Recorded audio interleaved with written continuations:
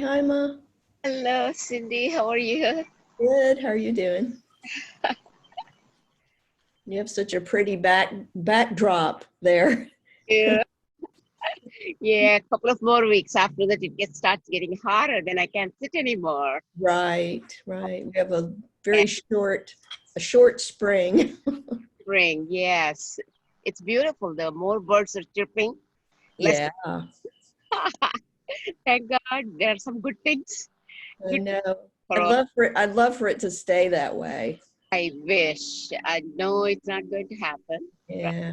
People start going back to work and But maybe things will be a little different. I think hopefully. people have had time to reflect on. So hopefully we all scientists have learned the lessons and everybody has gone. Yeah. It, but couldn't do much. Good morning, everyone. Good morning, Brother Shankara.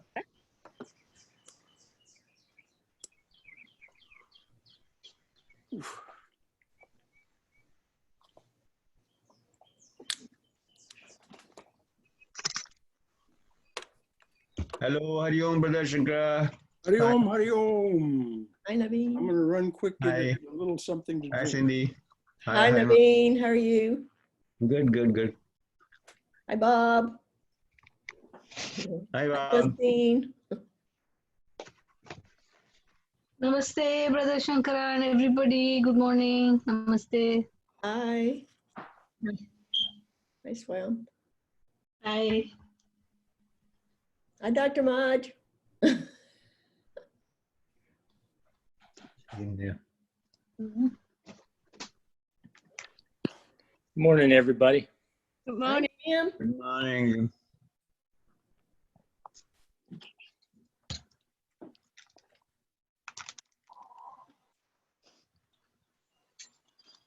I run off to get something to wet my whistle. That's a good idea.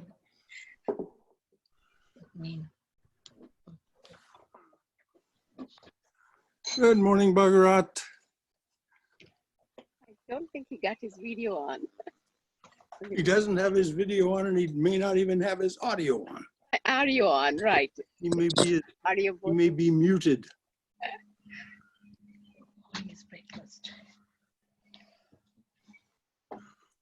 Can you hear me now? No. There he is. Hello, Yes. Bhagavad. Good morning. Can you Namaste. hear me? Yes, I can. Wonderful.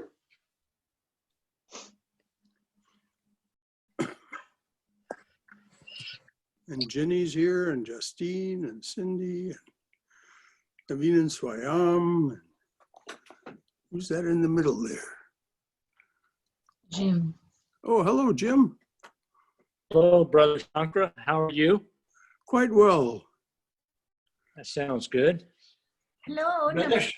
Brother Shankar, Yes, Bhagavad. you are like a school class teacher taking roll. Yes, you are here. You are here. Yes. Yes, I am. Right. Check. Check. Roll call. We call it roll call. Pop quiz at the end of the talk.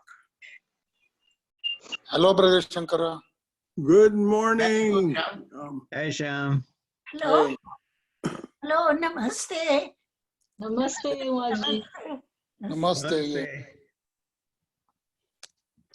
I'm going to mute now. Okay. Right. Okay.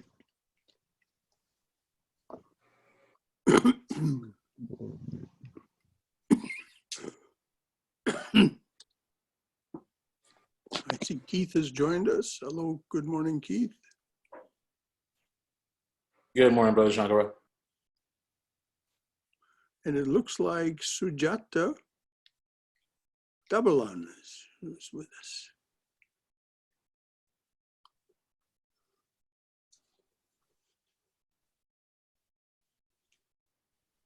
Or Sorna. Could be Sorna. Just says a big S. I don't see. Oh. And there's Catherine. Hello. Good morning, Catherine. Good morning. Hi, Ma.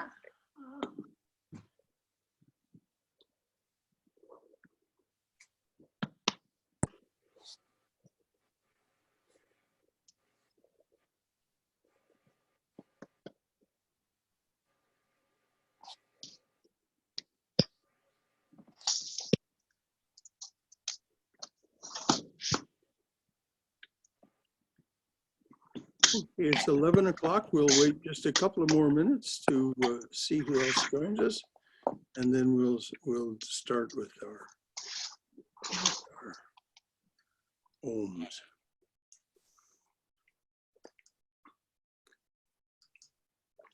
Good morning, Balaji. Good morning, Shankaraji. Namaste, Hari Om.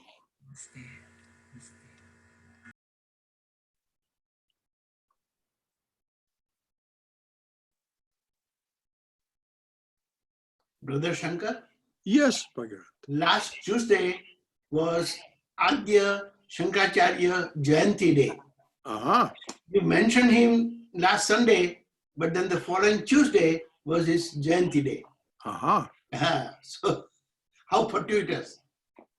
Well, it's always good to think of these great ones and their specialness. Absolutely.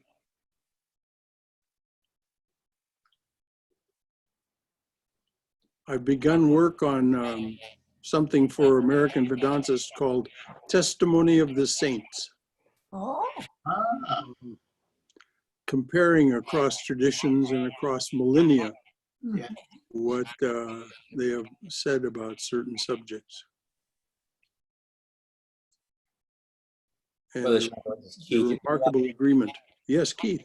You're getting a lot of feedback. Can everybody that's not speaking make sure they're on mute? Yeah, there's some feedback, so somebody needs to mute themselves. Okay. No, it's still there.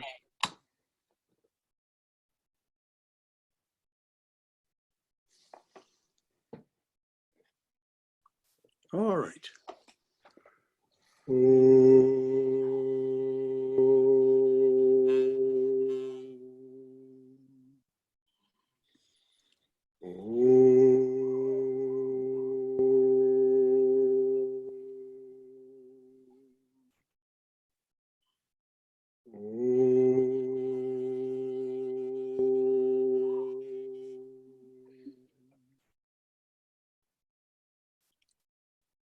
We'll wait for the chant until after the announcements.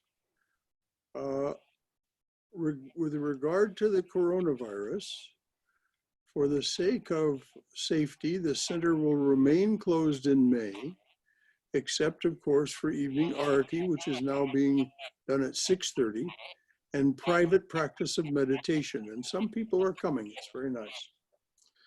All classes and talks, as you know, are live streamed using Zoom.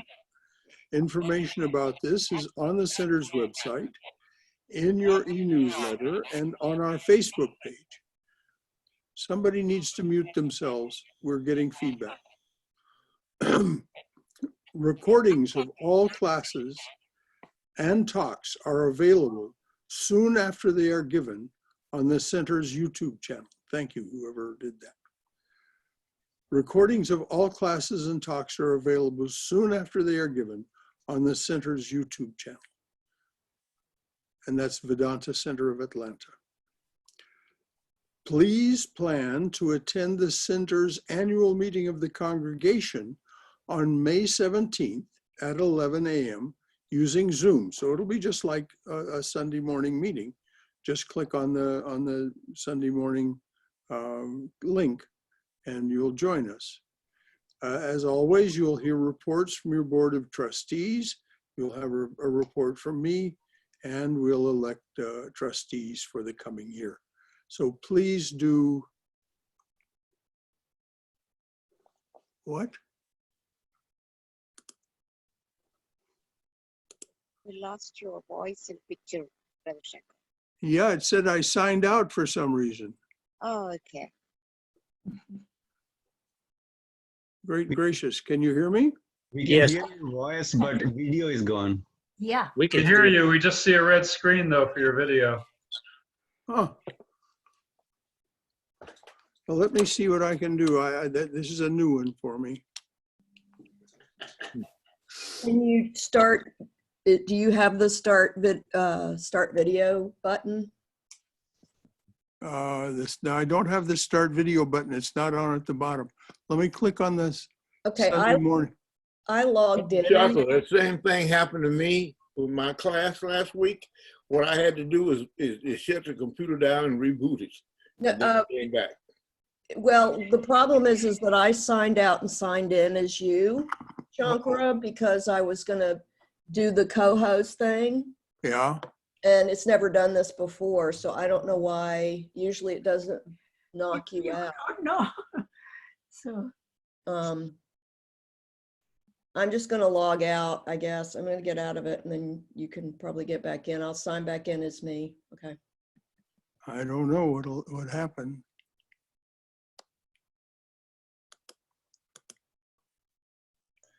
It sounds like two people are logged in as you. That's what's creating the conflict. So when Cindy logs out, you'll probably get your screen back. Well, in any event, I'll just go ahead and we'll see what happens. You can hear me in any event. Yeah. During May and June, we're inviting guest speakers to offer us talks using the Zoom app. We'll keep you posted through the website, on the Facebook page, and the e-newsletter.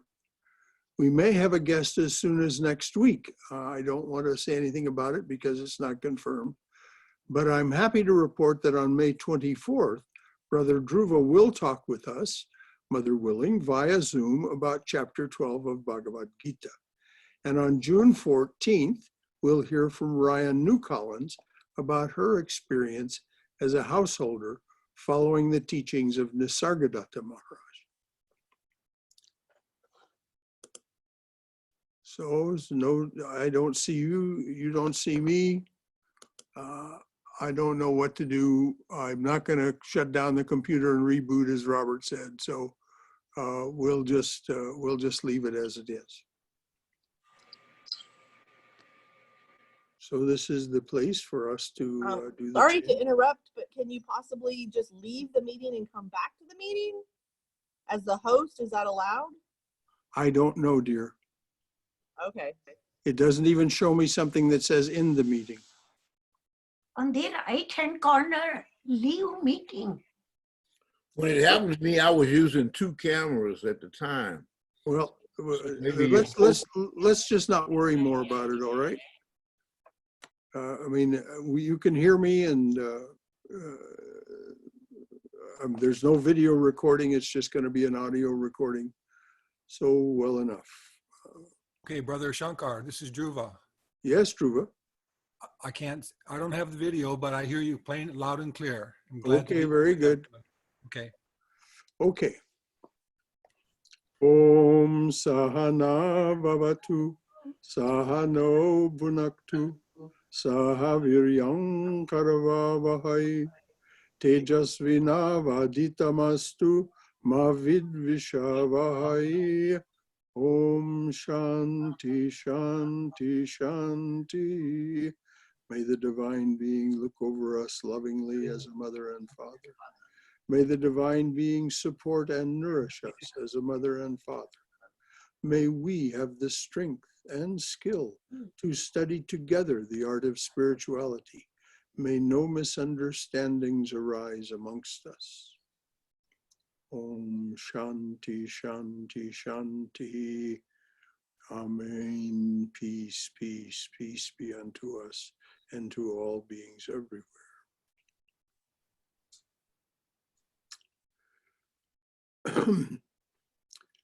May is a month for the study of, wait a minute, just 1 minute here. Something occurred to me.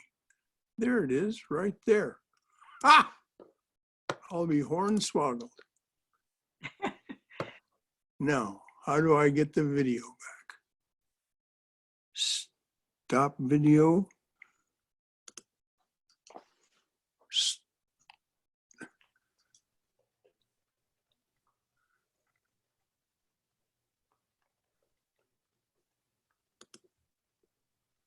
Ah, we got your face. There we go. I don't know what, Mother, just occurred something to me. I have no idea. This is proof positive that we are not the doer, because I was just rocking along, and suddenly it occurred to me that the screen might be behind the other screen, and sure enough, that's what happened.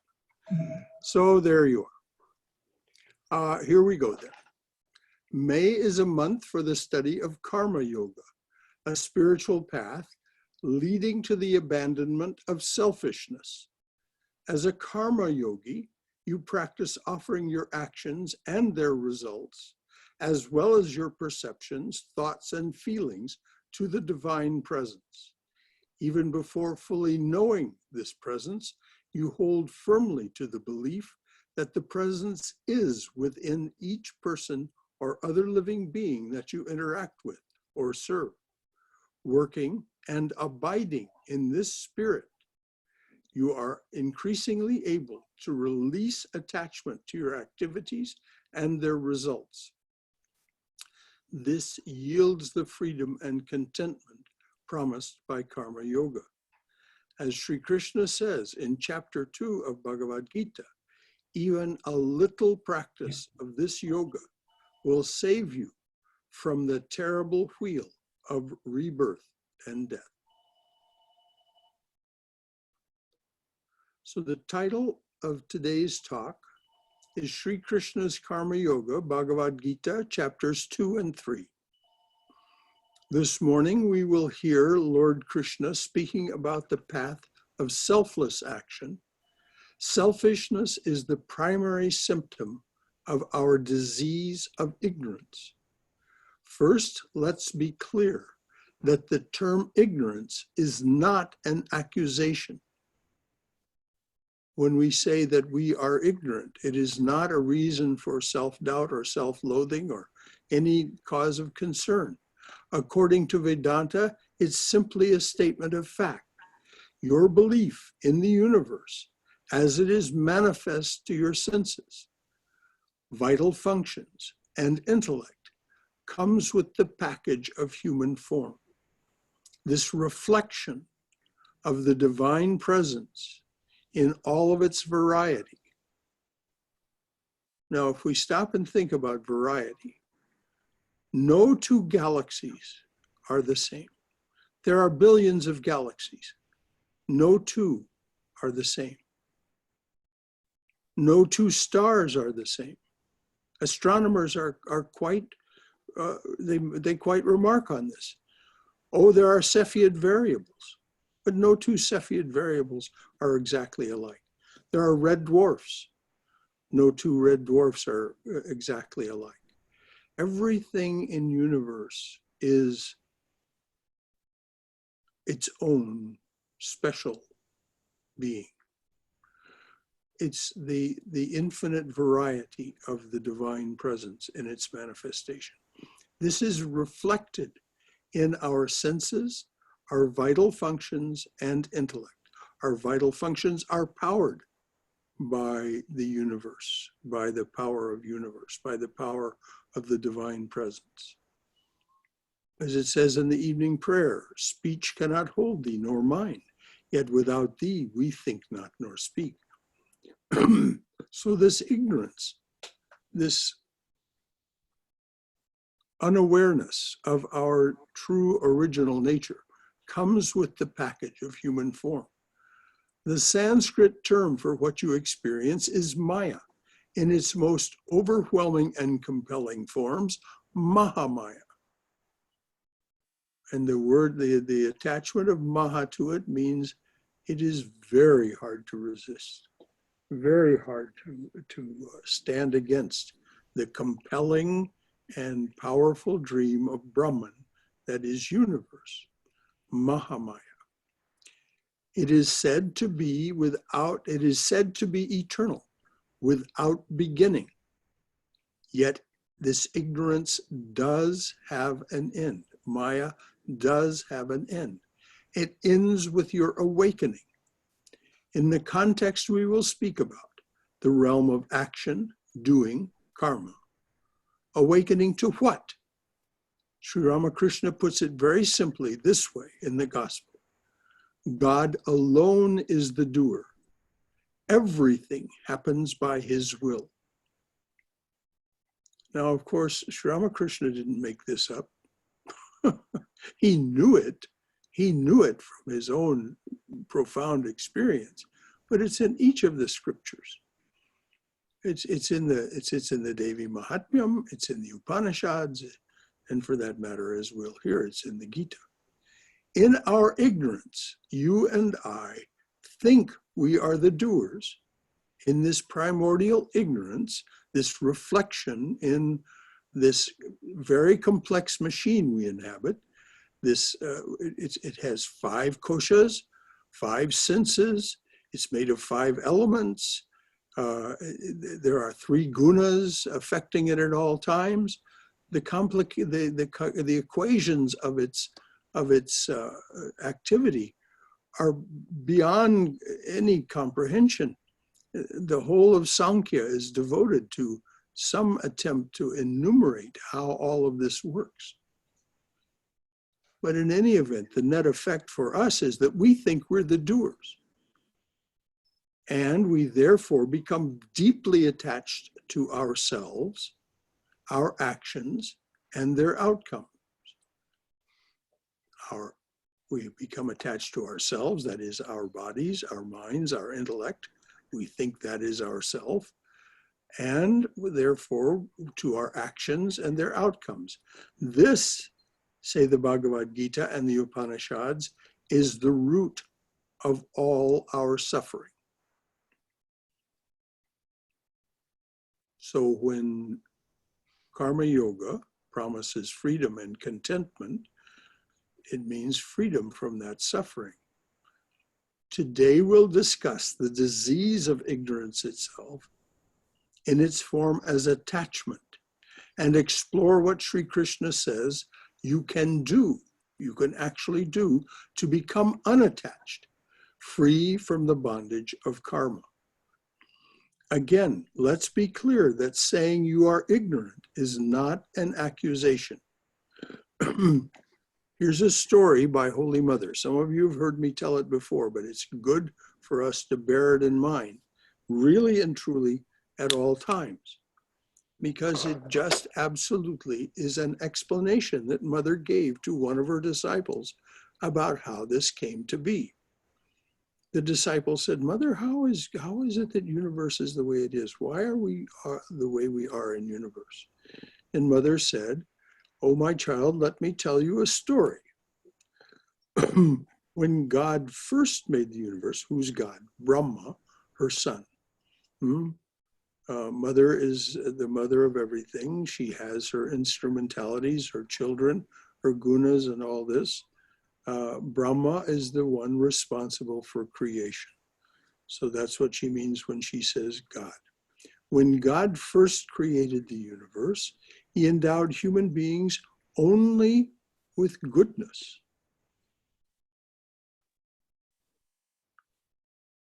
Well, what happened is they soon saw through the chimera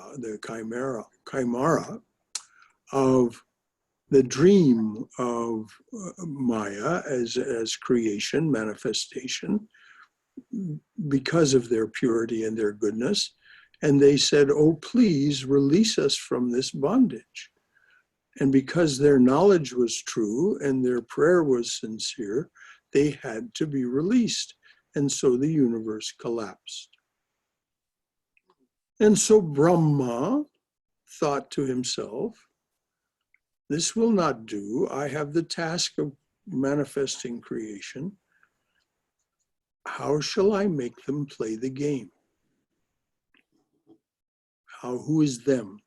Them is us in our true original nature. How is it that we can, because Brahman dreamed the dream of I am one, I shall become many, and therefore the requirement was to manifest creation. So how did he go about this? So Mother said the second time he manifested the universe, he created the universe, he endowed human beings not only with goodness, and mind you, these are her exact words as translated for us. He endowed human beings not only with goodness, but with profuse quantities of materialism and vanity. And then the game could go on with the swing. In other words, we would be hypnotized by creation and be self-forgetting. Self with a capital S, self-forgetting. Now, there's a clue here in that there are three attributes: goodness, materialism, and vanity. These equate to the three gunas. So this is what has us in this state of hypnosis, this state of entrancement. Now, is this, as I said, it's in the scriptures. Is it only in the scriptures of Sanatana Dharma? Absolutely not. This is from the Bible, the Old Testament, Hebrew scriptures, Isaiah 45, verses 5 through 7. You can look it up. It says, I am the Lord, and there is no other. Apart from me, there is no God. I prepared you, though you do not know me, so that from the rising of the sun to the place of the setting, to the place of its setting, everyone may know there is none else. I am the Lord, and there is no other. I form the light and create darkness. I bring prosperity and peace and create evil and disaster. I, the Lord, do all these things. So this is from the prophet Isaiah. This is what God said to the prophet Isaiah. He transmitted to us.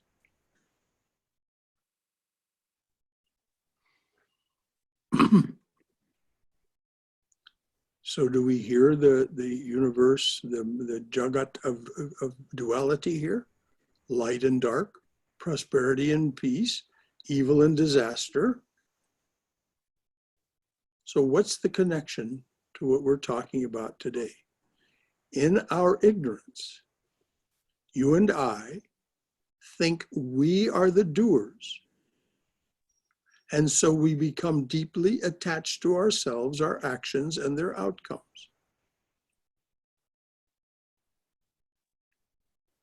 As it said in this verse from these verses from Isaiah, I did all this, but you do not know me. You know yourselves, the reflection. And so our feeling is, I and what I do are important, damn it. It's self-evident. It's clear. Of course. And yet it is a delusion. This, says the Gita and the Upanishads, and for that matter, Jesus Christ and Sri Ramakrishna and Krishna and Rama, this is the root and branch of all our suffering. Is there a way out of this deceptive tangle we make for ourselves? We don't do it because we're bad people or that we're somehow wrong. We do it because we're ignorant. Is there a way out of the deceptive tangle we make for ourselves? We believe in what we seem to create for ourselves. How can we not?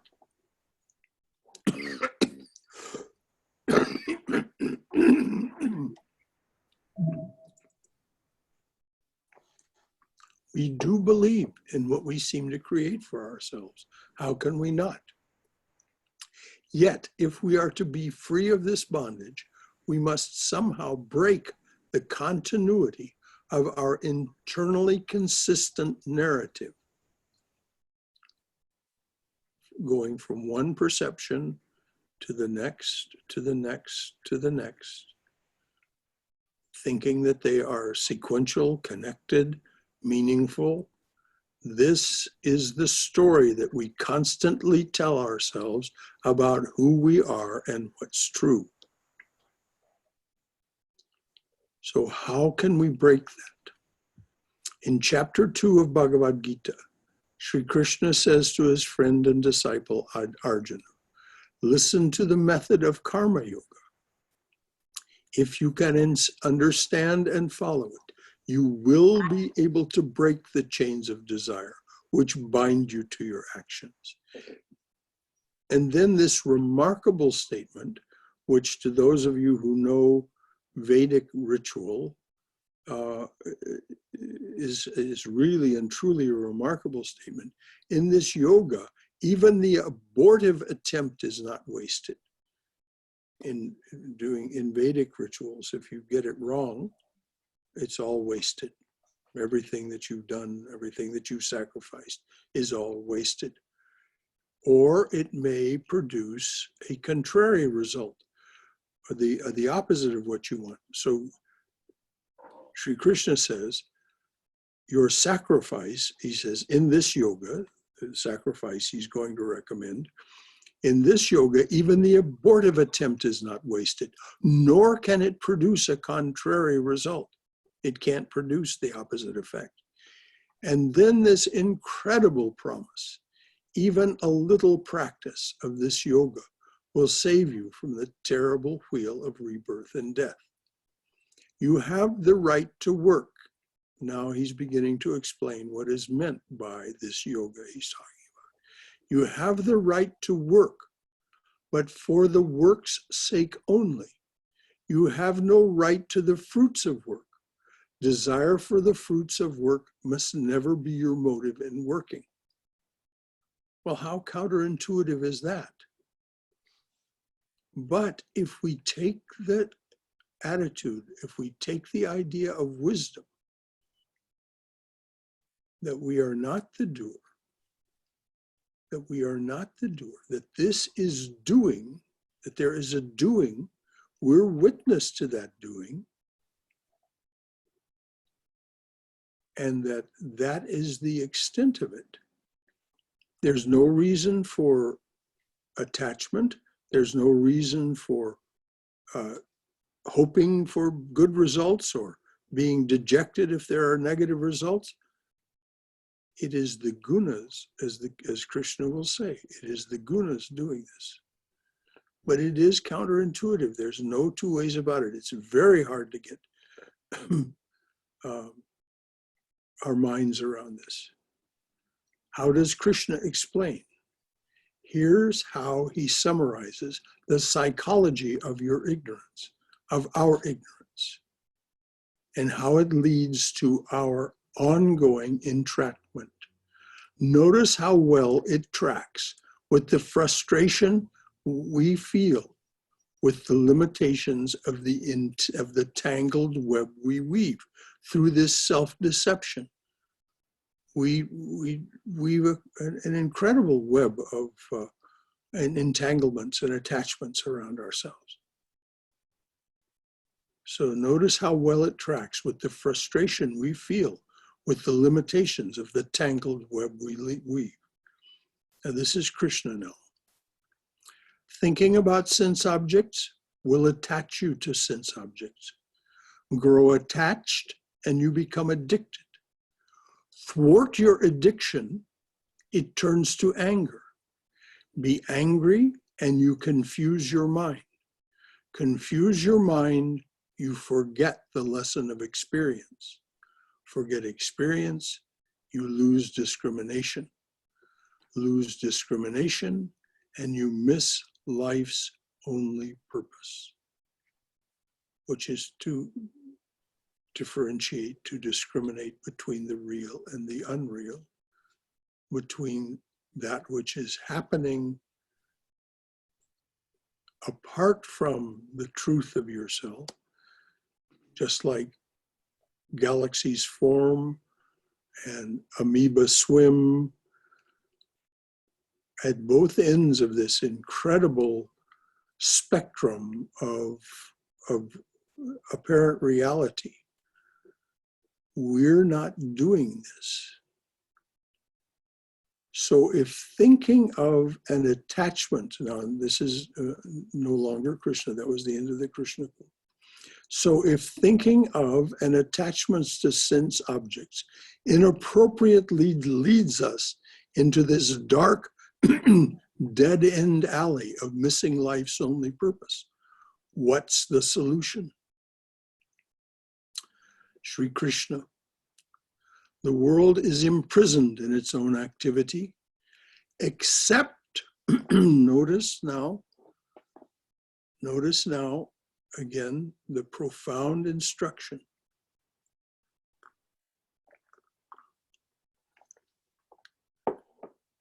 The world is imprisoned in its own activity, except when actions are performed as worship of God. In other words, since you seem to be performing the actions, you simply return them to their source. You say, I do this as worship of thee. Therefore, you must perform every action sacramentally and free from all attachments to results. The ignorant work for the fruits of their action. The wise must work also without desire, pointing man's feet to the path of his duty. The wise must work also without desire, pointing man's feet to the path of his duty. Then, Sri Krishna says, God alone is the doer. Everything happens by his will. Prakriti, this vast womb, I quicken into birth with the seed of life. And I mentioned the spectrum from the amoeba to the galaxies, to clusters of galaxies, the span of creation that he's talking about, this vast womb. Prakriti, this vast womb, I quicken into birth with the seed of life, of all life, with the seed of all life. Therefore, O son of Bharata, the many creatures spring. Many are the forms of the living. Many are the wombs that bear them. Prakriti, the womb of all wombs, and I, the seed-giving father. From Prakriti, the gunas come forth, sattva, rajas, tamas. These are the bonds that bind the undying dweller imprisoned in the body.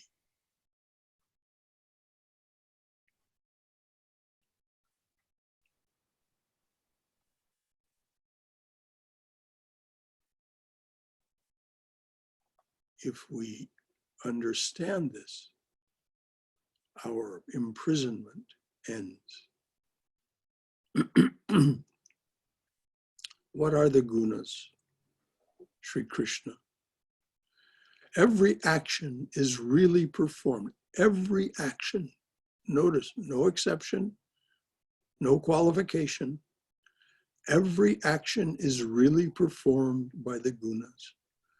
Man deluded by his egoism thinks, I am the doer. But he who has the true insight into the operations of the gunas and their various functions knows that when senses attach themselves to objects, gunas are merely attaching themselves to gunas. Knowing this, he does not become attached to his actions. Now the gunas, as we know, are tamas, the concealing power, rajas, the projecting power, and sattva, the revealing power.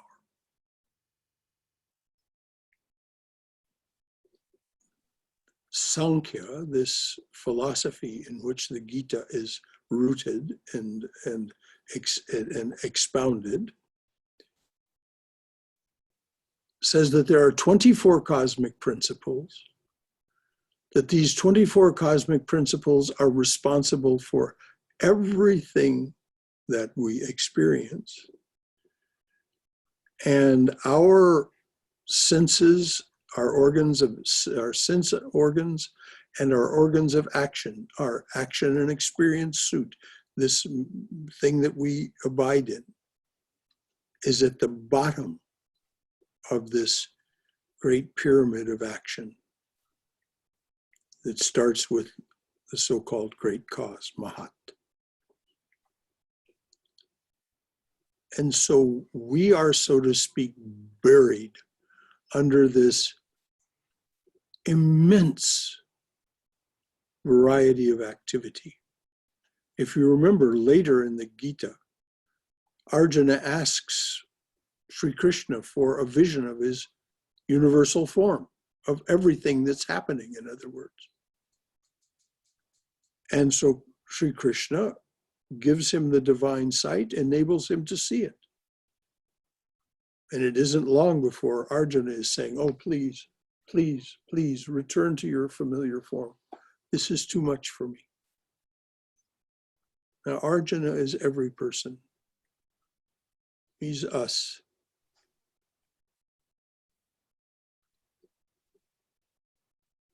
It's enough for us to understand that we are the witness, our true being is the witness to all this, and a very small portion of it indeed.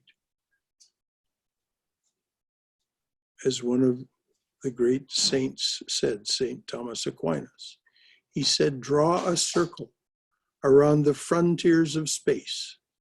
In other words, as much as you can conceive of. Draw a circle around the frontiers of space, and the Lord can barely fit a toe there.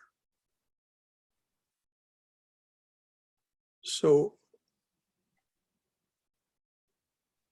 when our understanding becomes pure, what happens? We no longer suffer the pangs of our misunderstanding and our feeling of helplessness, because we don't feel responsible. We don't feel that I am the doer.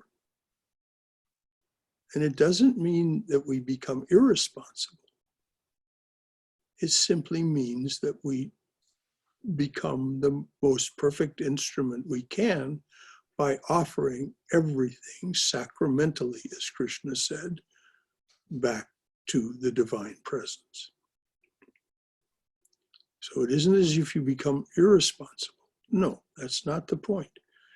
It's simply that you don't have any attachment to any particular outcome, any particular results. How it works out is you understand the actions of the gunas.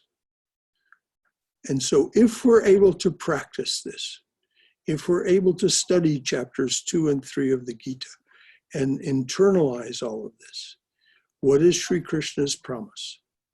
If a person, he says man, if a man keeps following my teaching with faith in his heart and does not make mental reservations, he will be released from the bondage of his karmas. And that is freedom. And in that freedom is great contentment. So I'll repeat Krishna's promise. If a man keeps following my teaching with faith in his heart and doesn't make mental reservations, you don't hedge your bets. You don't say, well, I'll try doing it this way, but I'll make sure that I have a little set aside. I'll hoard up a little bit here to make sure I'm never left without. If a man keeps following my teaching with faith in his heart and does not make mental reservations, he will be released from the bondage of his karmas.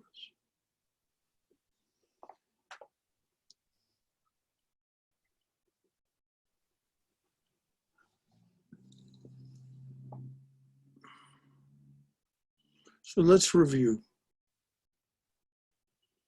we start from a position of ignorance. It comes with the package. Duality is in itself, as Adi Shankaracharya said, a superimposition on the reality. But it certainly seems as if there's light and darkness. It certainly seems as if there's good and evil. All of the duality seems to be there. So if that's the case, in our ignorance, we naturally become confused, frustrated, entangled, because there's no way not to be. Now remember, this is not imposed on us. We are that being that wanted this creation. Behind the appearance is the reality of our being. We are the ones, we are that which instructed Brahma by saying, I am one, I shall become many. If we go through the logic of the Garden of Eden story, the so-called fall of human beings from grace, the way it's usually explained to us doesn't make any sense. The divine being within all scriptures is defined as omnipotent, omnipresent, and omniscient. So when that divine being created many, the children, Adam and Eve, that omniscient being would know perfectly well that at some point they would be drawn to the duality of a manifest universe. So there's no fall, and there's no fault, and especially there's no fault having to do with women.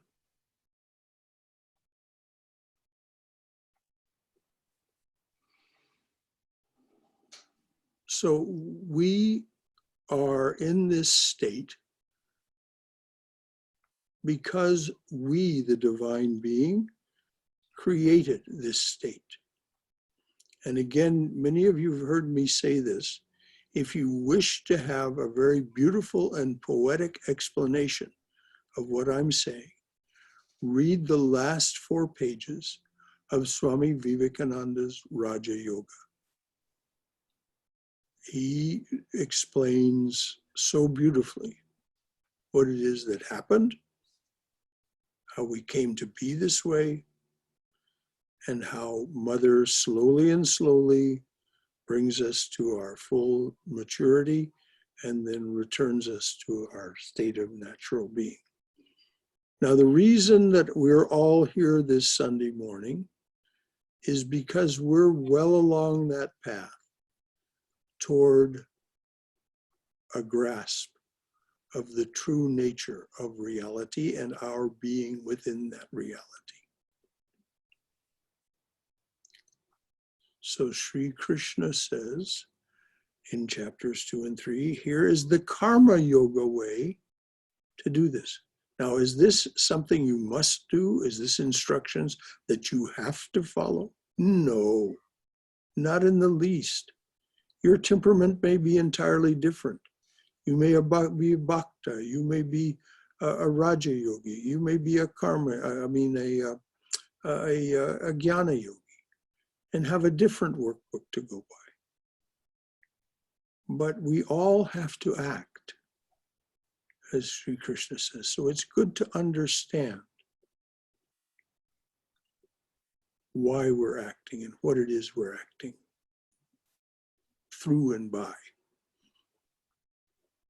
But if you are attuned in this direction, If a man keeps following my teachings with faith in his heart and does not make mental reservations, he will be released from the bondage of his karmas.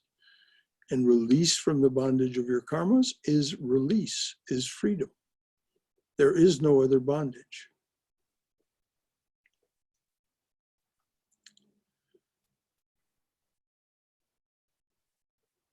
So our ignorance is primordial. It ends when we awaken to the fact that God alone is the doer, and that is the divine presence within me. Speech cannot hold thee, divine presence. Speech cannot hold thee, nor mind. Yet without thee we think not nor speak. That's what's causing us to do this. And so as we fully grasp this and say, I am the witness, and I was meant to be the witness of this. I was not meant to be entangled in an eternal sense. That's why Mother said, this is not how to make them play the game of duality. And when we have all three gunas, and the gunas are doing their things, goodness, materialism, and vanity, then the game could go on with a swing.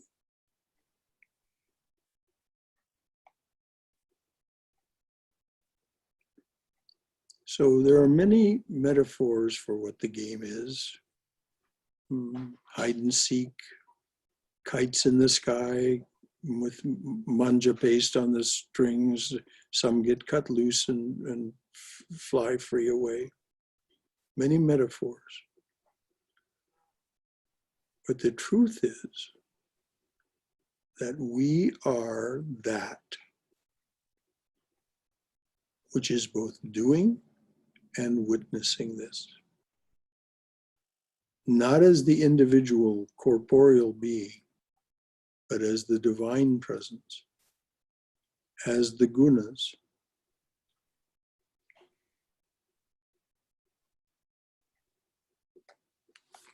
So, all that being pretty dense, is there anything where there needs to be further comment or question or explanation? Please just sing out. This is where we do this together. It's the best part. Yes, I'm clear about we don't have results. Mm-hmm. We do not have control of results. What I'm a little unclear about is if I am not the doer, mm-hmm. then it said that God gave us free will. Mm-hmm. He gave us free will. There seems to be a contradiction there. No contradiction at all, Robert. You are free to do it well or poorly. Now, I know you well enough to know that you really have the desire to do things well. You are an expert pianist and musician. You really have honed your skills so that you, what you are doing, what your chosen path is, you do it well. And this is the way to make life an art. This is the way to make life an adventure. We have the ability to do it well or poorly. As the Buddha said, the only sin, if there is a sin, is laziness. So yes, we have that free will of being able to be a good instrument or a poor instrument. Does that make sense? Yes, to some degree. Okay, where is it still opaque? Well, it appears that if I have the free will to do it. Am I not doing it? Or Who am I doing it? Who is speaking, Robert? That's the point. Is it the corporeal being that in another so many years will pass away? Or is it that being that is inhabiting the corporeal Robert Ayers that does not pass away, that never passes away, that is eternal? It is that being that is doing. But it seems to us, because of this hall of mirrors that we live in, it seems to us that the corporeal being is doing it. But the corporeal being is just the instrument. And that's why I said it's, and the paradox, by the way, Robert, will not go away until, as Sri Ramakrishna said, you spend enough time in silent meditation to where you draw near the neighborhood of God and all of these paradoxes resolve themselves. Now, if that sounds like a cop-out, it's the best I got. No, it's not. I'll meditate on it. But here's the thing.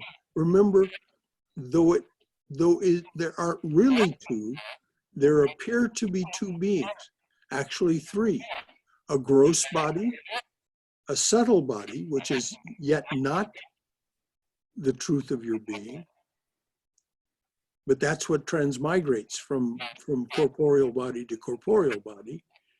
And then behind that is the being that is manifesting both the subtle body and the corporeal body, the gross body. Very, very good question. Right to the heart of the matter. Okay. Anybody else? Hey, Brother Shankara. Yes. Just wanted to add one comment about, you mentioned Isaiah before, and there's a passage in, to refer to the Old Testament, Leviticus 19:23 and 24, which refers to the idea of having the right to the work but not being attached to the fruits, where I guess the Lord said to Moses, when you enter the land and plant any kind of fruit tree, regard its fruit as forbidden. It must not be eaten. In the 4th year, all its fruit will be holy, an offering of praise to the Lord. So first we offer to the Lord, then we take. Everything is offered in sacrifice first. This is the Old Testament way. Christ said that covenant no longer applied, but that's a whole other story. They gleaned on the Sabbath, Christ and his disciples. But thank you for bringing that up, Liam. That's very appropriate. Brother Shankara. Yes, Uma. When you're talking about Mahamaya, that in my mind is very similar to the story of Adam and Eve eating the apple. Because what is meant, I think, is that they somehow were tempted. So what is Maya for us is perhaps in Christianity, the idea of temptation, that, oh God, lead me away from temptation. Oh yes, very, very much so. So what is ignorance, not knowing our true nature, is perhaps equivalent to temptation and getting away from your essential nature. That's one comment. Second, when you mentioned that no effort is wasted, It's so true, because further down in Bhagavad Gita, Krishna says to Arjuna, Nahi kalyan krut kaschit durgatim tat agachati. That means if you have done even an ounce of good to anybody, your effort is counted. Your effort is not wasted. Yes, that's what protected Draupadi. Yes. And the third thing, which I also found very helpful in one very cute story. Sometimes we learn by stories and anecdotes. This is a story in which one little puppy was under a cart, and the cart was going full blast, running very rapidly and wonderfully. And the little puppy underneath the cart was thinking, oh, how wonderful, I am driving the cart. Yes. He was only under the cart, but he had the feeling that he is the doer. Yes. So that is the ahankara, I-ness, the feeling of I am the doer. Yes. And here in Bhagavad Gita, in chapter 3, it clearly says, ahankara vimudhatma. What is the exact quote here? Kartaham iti manyate. Kartaham iti manyate. So those who have that huge ego think they are the doer, whereas they are actually instruments of the action. Well, that's true of all of us. Big ego, little ego, doesn't matter. Yeah. But the big egos are the ones, of course, who go swaggering around in the world and make a lot of trouble for others. Yeah. because of their big egos. Yeah. They also get things done sometimes. Yes. I mean, George Patton had a big ego, but he also was a very good general and necessary to win a war, at least seemed to be. Yeah. And these Winston Churchill also, though he was a son of a bitch, he was our son of a bitch. they are like Rajasic people. Yes, very much so. Very active, and they do a lot of good, but beneath that is their own desire to shine out. Oh, yes. And take the credit. Uh-huh. So like the puppy driving the cart. Yeah, puppy driving the cart. Yes. Very, that's a cute story. Thank you. Anyone else? Brother Shankara? Yes, dear. So I am talking Yes, about cute stories. I heard one yesterday in one of Swami Sarvapriyananda's talk. Uh-huh. So there is this vegetable vendor who is selling different kinds of fruits in a market. And he's also selling bananas. And the bananas are inside a glass jar. So the customers would come and he would put his hands inside the jar and hand out the bananas and get the money. So there was a monkey that was watching this. Sure enough, it sort of learned the process. So one day when the vendor had turned his face away, the monkey came and put the hand inside the jar, took banana and ran off. And then this happened several days and the vendor got a little annoyed and he was like, what should I do to stop this monkey? So after thinking, then he came up with this idea. He changed the jar to where the neck was more narrow. So the monkey came the next day, and of course, being a monkey, didn't distinguish, so put its hands inside the jar, picked up the banana, and as it picked it up, the neck was too narrow for it to take the banana and his hands out, and it got caught. So the vendor then started thrashing the monkey.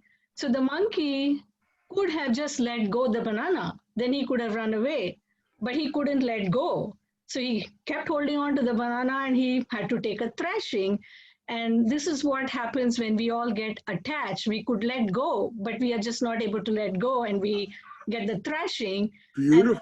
And the punchline was, by letting go, the monkey could have become a monk. Wow. Very nice. But that's exactly it. We've got our hands in the cookie jar, but the cookie jar neck is too narrow for us to get our hand and the cookie out.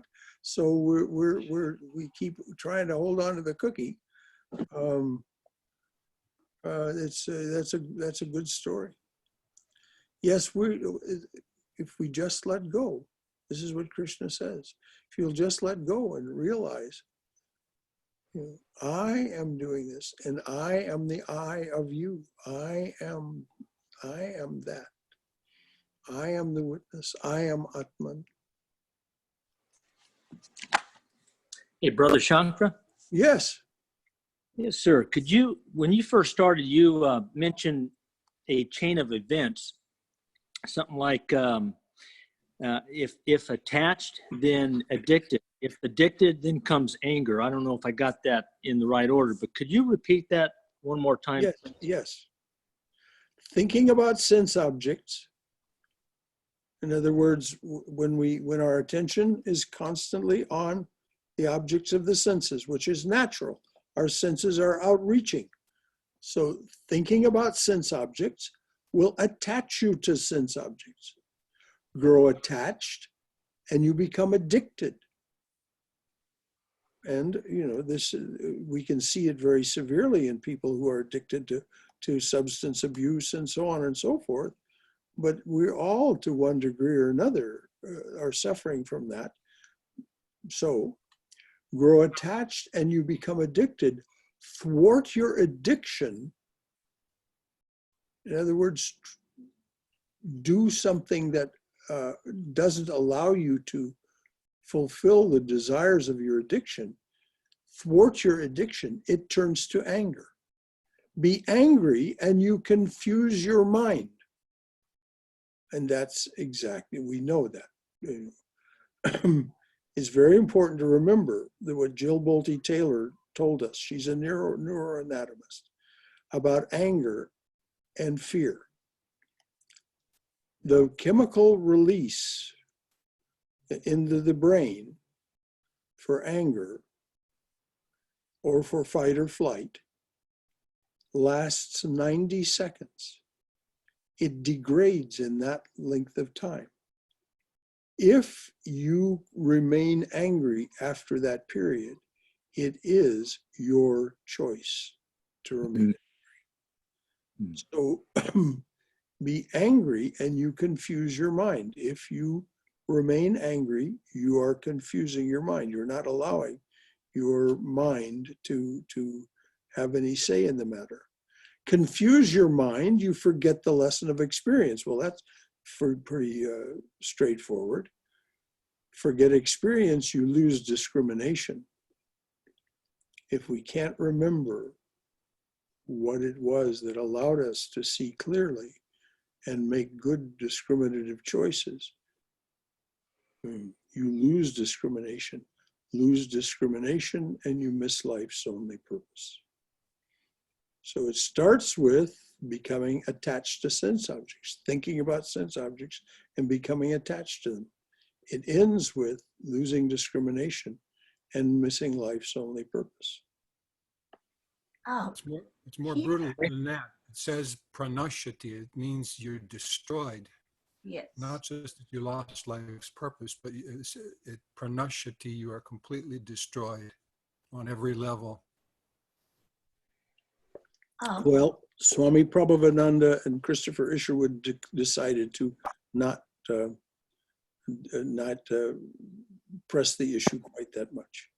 They said miss life's only purpose. But I'm sure you're right, Dhruvaji. I'm sure that's exactly what the Sanskrit says. May I quote Bhagavad Gita, 2nd chapter, verses 62 and 63, describe the perfect meditation, chain reaction. How it starts, I like something, I'm attracted to it. Attraction, addiction. So attraction leads to addiction. Addiction is intense attachment. You cannot do it. I got to have it. I got to have it. If I don't get it, frustration. Frustration of not having fulfilled desire leads to growth.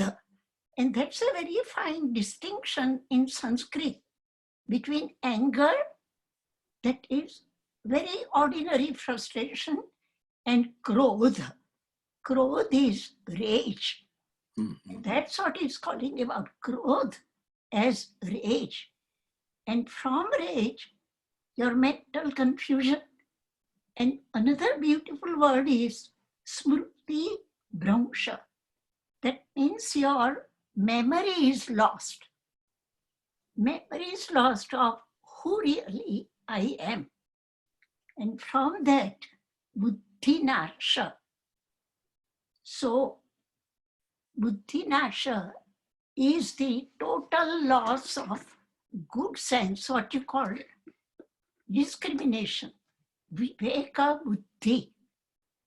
So when Viveka buddhi is gone, a man or a woman is falling downwards, downwards, downwards, ultimately destroying oneself. Yes. And I think I have yet to see a better, clear-cut distinction as to how from slight attraction, things go beyond your control and you lose your power of discretion. So you end up storming the capital of Michigan with your guns. Yeah. Yeah. Anyone else? This is wonderful. Brother Shankar? Bhagavad. Yes.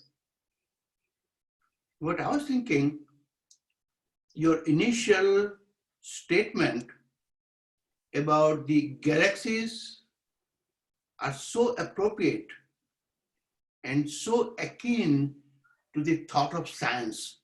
There's a tremendous biodiversity. Not only the galaxies, even we are so different looking from each other.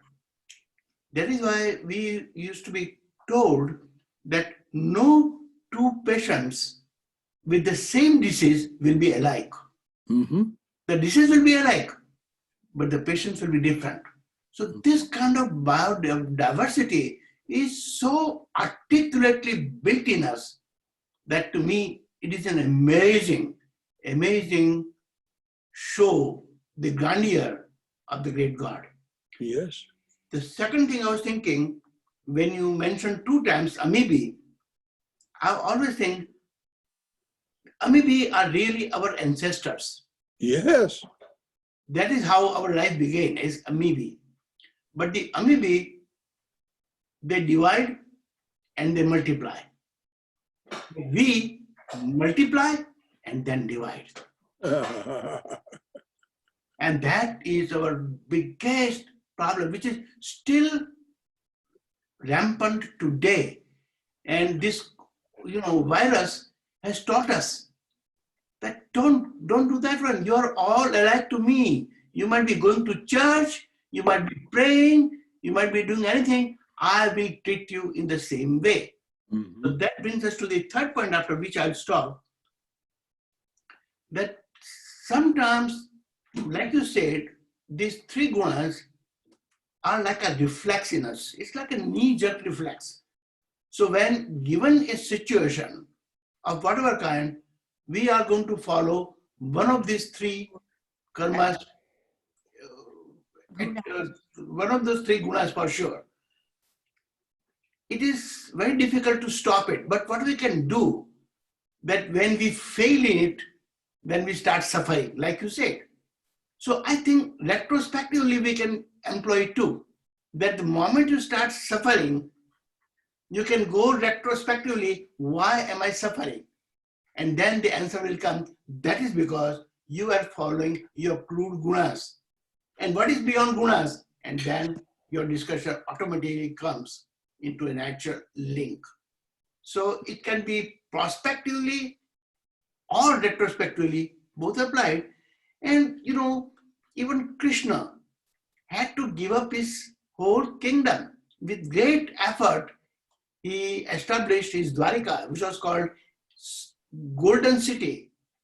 But he had to give it up. He saw it going away, drowning. And he says, okay, there is no word of lament from him. Similarly, Jesus Christ had to let his life go. Mm-hmm. And he did it with a smile on his face. That's what it is. That's what it is. The brother Shankar, the Adi Shankaracharya let his life go in the very, very early childhood. His mother says that you are picked up by a crocodile. Crocodile is a metaphor for Maya, actually, in Sanskrit. Yes, yes. Yes. That you let this Maya go. He says, if you do not let this Maya go, then I will be eaten up by it. Right. And he had the vision to see that. And that's how he liberated himself, even as a child. So these all things, like rivers to an ocean, they meet at the same point. And that's what fascinated me. Well, you were so right to bring up discrimination, Bhagavad. You know, if when we're immersed in some situation and we find ourselves confused and unhappy, and what we need to sit quietly and discriminate. What is going on here? Who is acting? What is being acted upon? And who is witnessing this? And if we do that, and sometimes it will take some time, but you know, that's they in the 12-step programs, they have an acronym FIR. How frequently do I lose my balance? How intensely do I lose my balance? Wonderful. And how soon do I recover? Wow. How quickly do I recover my balance? So, you know, this is, all of us are going to get knocked sideways by life. There's no two ways about it. Things are going to happen that knock us sideways. This coronavirus and all of its effects has knocked the whole world sideways. So we have to hold on to our discrimination. I think Sham is talking to Shashi in the background there. So we're constantly challenged. And if you want to read a very good summary of how this works as you come down to your awakening, it's at the end of the Viveka Chudamani, Adi Shankaracharya's The Crest Jewel of Discrimination. Yes. He describes how even the saintly will continue to get knocked sideways, and how they have to retain their grip with both hands on their samadhi, on their discrimination. So it's it is not called Mahamaya for nothing. This dream of Brahmans, of manyness, is compelling and convincing because it is Brahman's dream. It has all the power of Brahman behind it. The only thing for us to understand is that we too are that. And so when James Schwartz says that which confuses us is hardwired and very intelligent, we have to think, yes, but I hardwired it and I'm more intelligent. Ahankara. Ahankara. I am that. I am that which created the hardwired aham, that this false sense of ego. And yes, it's very smart and very wily, but I'm stronger and smarter. Ultimately, the I being the I of the witness, the I of the Atman, the real creator, the real doer.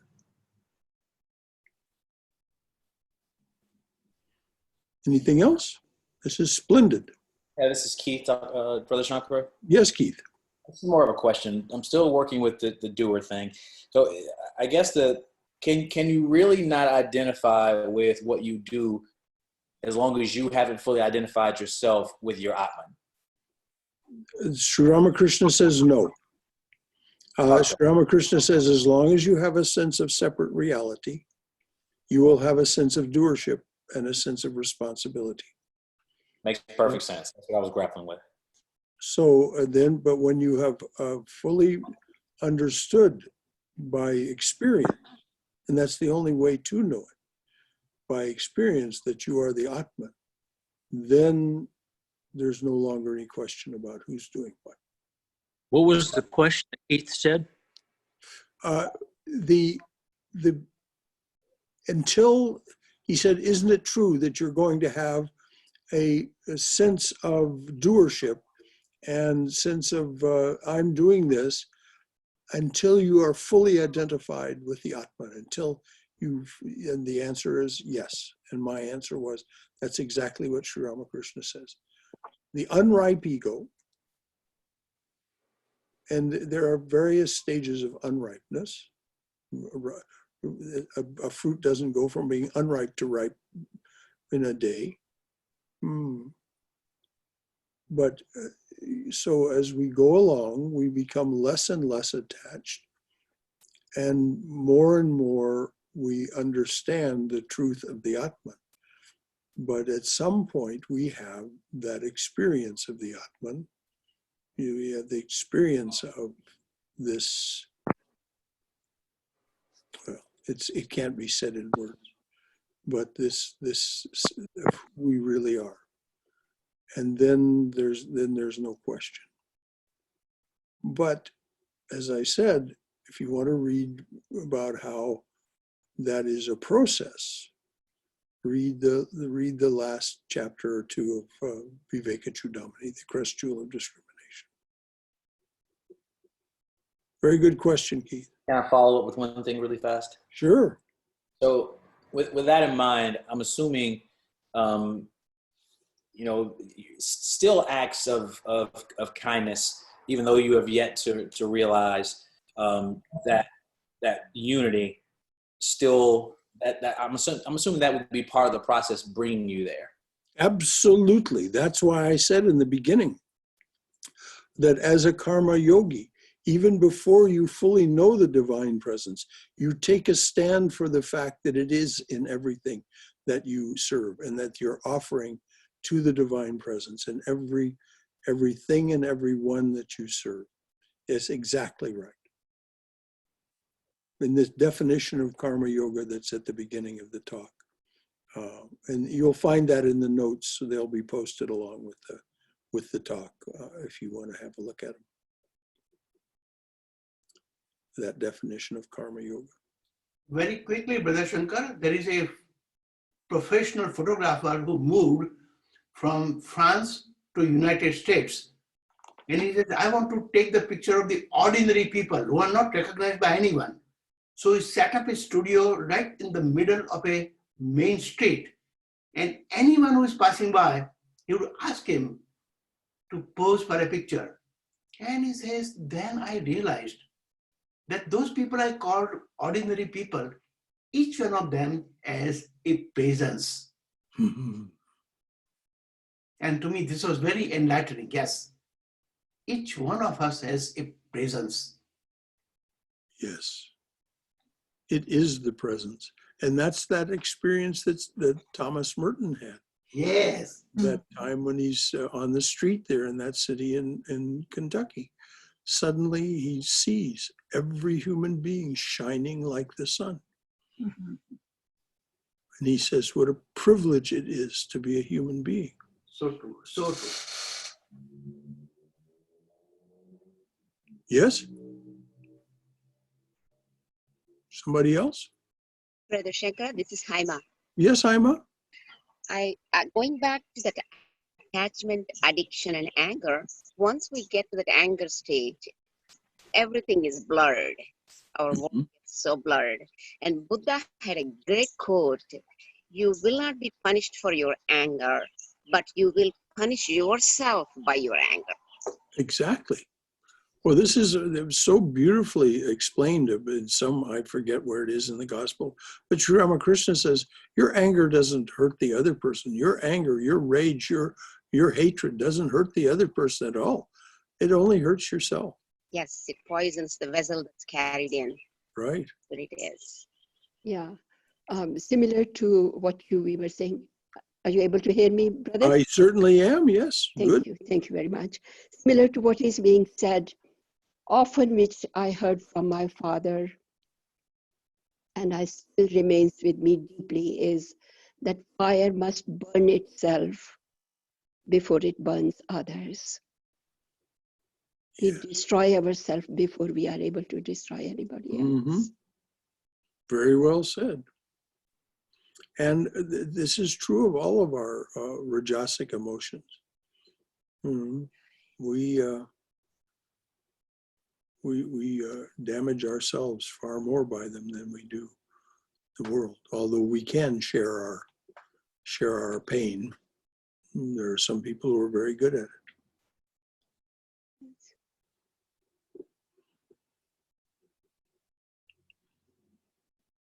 Well, this has been lovely. Anything else from anyone? Brother Shankara, I couldn't help but just a moment ago when Haima and you were talking about, or was it, who was talking about the, maybe it was Vimala, talking about the burning. Vimala. It was Okay. Vimala and myself, yeah. Right. I couldn't help but see that relating to wearing a mask right now. Mm-hmm. Because it's not about protecting yourself, it's about protecting the other person. Yes. And a lot of the people who are refusing to wear them are people who like to share their anger, as you were just saying. Yeah. Yeah, it's that beautiful graphic that you posted on Facebook. No mask on either person, 76% chance of transmission. If you're wearing a mask and the other person isn't wearing a mask, a very small percentage, I forget, 7% or something like this. If you're both wearing masks, 1.5% chance of transmission. So, goodness has rewards. It's when we do. Thank goodness. Thank goodness. Yes, it does.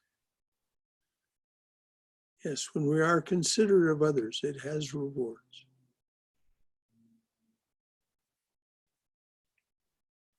Well, beloved, it's so good to have been with you.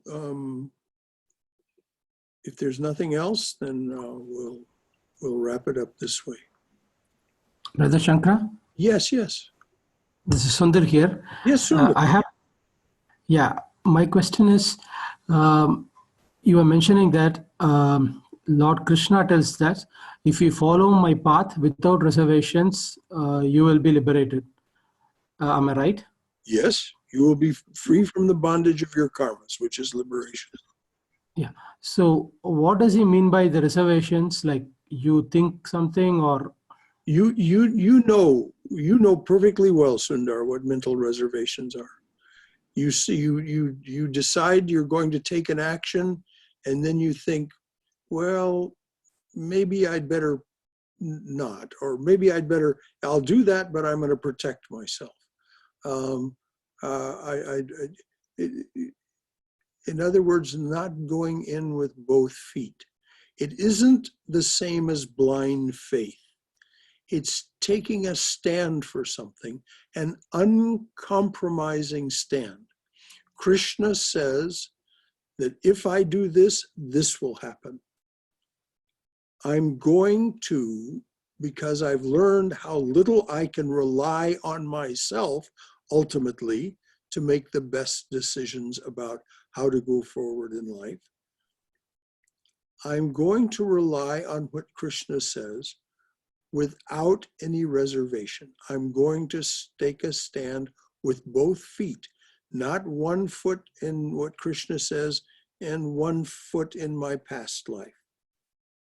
One foot, well, I've always done it this way and it sort of worked. It isn't, it's painful and it's annoying, but it works somehow.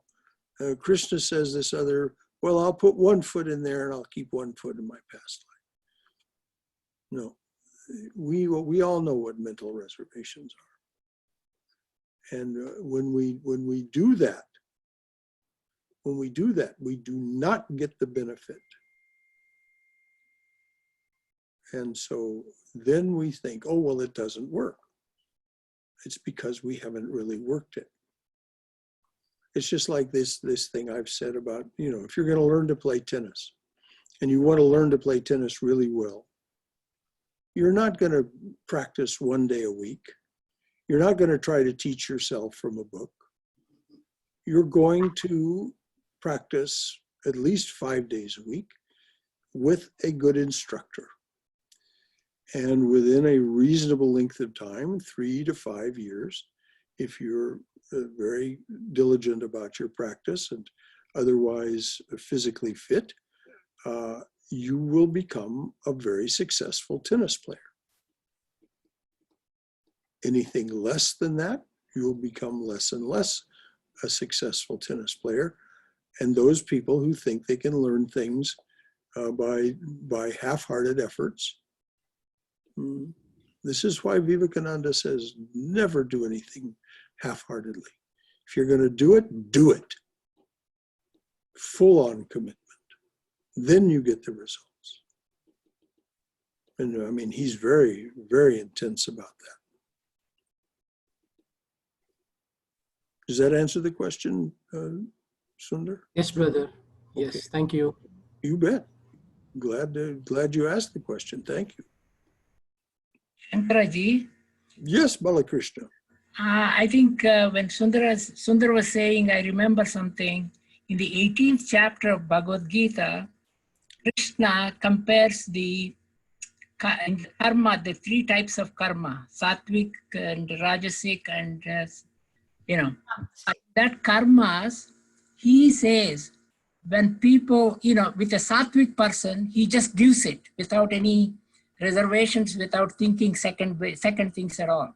Mm-hmm. But as a rajasic person, gives it because either for a force or something other than his own intention. I mean, that is, I would consider a reservation. Yes, oh yes, that's it. Being calculating. Yes. Being calculating, having a calculating mind. It's one of the things that Sri Ramakrishna says over and over in the gospel is such an impediment. And, people will come to him and ask him questions and he says, oh, you have such a calculating mind. What does he say right in the beginning of the gospel, Sri Ramakrishna? He says to M, he says, you get a letter, the letter has instructions, you follow the instructions. You follow the instructions just exactly according to what it requests in the letter. Then you don't need another letter. You don't need to keep that letter. You just do what you're asked to do. You follow the instructions. You don't say, well, it says buy 5 mons, but I'll buy 3 and then see if the price goes down and then I'll buy another 2. No. It's a matter of commitment. It's a matter of commitment. And when we commit ourselves, then something happens. If we do something half-heartedly, then we get little or no results. There may be results, as Sri Krishna says and Sri Ramakrishna says, no effort is wasted.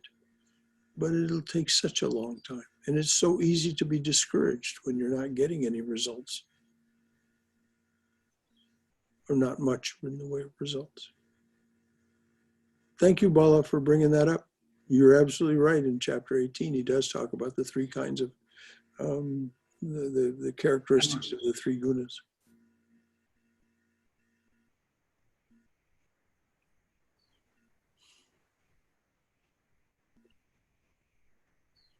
All right.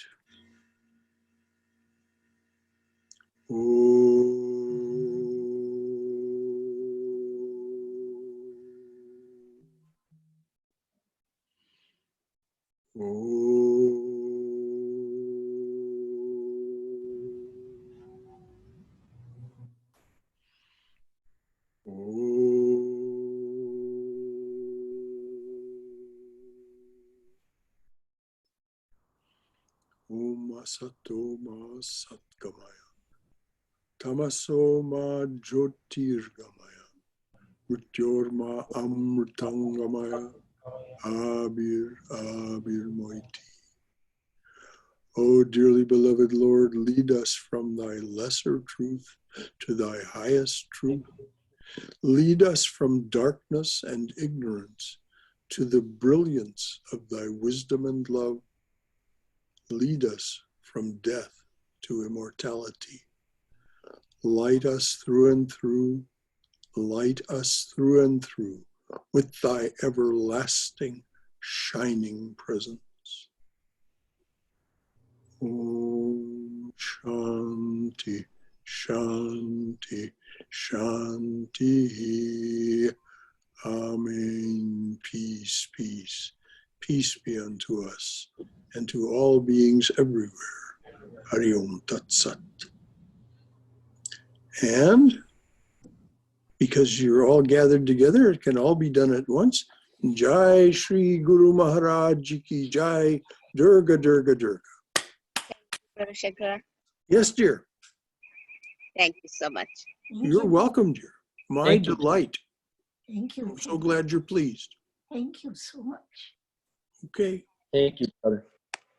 Good talking with you. Good being with you.